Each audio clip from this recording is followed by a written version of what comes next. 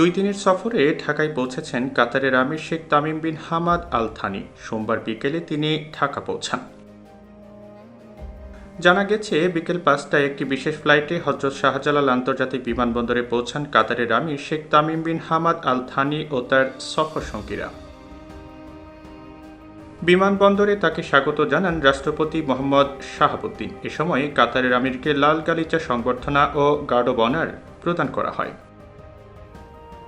Sheikh Tamim bin Hamad Al থানির এই সফরে বাংলাদেশ কাতারের মধ্যে 11টি চুক্তি ও সমঝোতা সই হবে।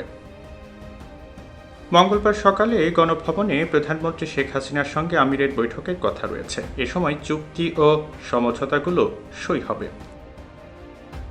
এরপর দুপুরে বঙ্গভবনে রাষ্ট্রপতি মোহাম্মদ শাহাবুদ্দিনের সঙ্গে বৈঠক করবেন Sheikh Tamim bin Hamad Al Thani.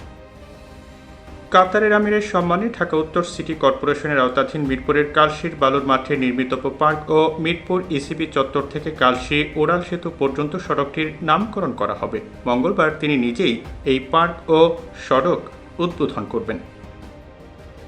সফর শেষে মঙ্গলবার সন্ধ্যায় কাতারের আমির নেপালের উদ্দেশ্যে ঢাকা ছাড়বেন।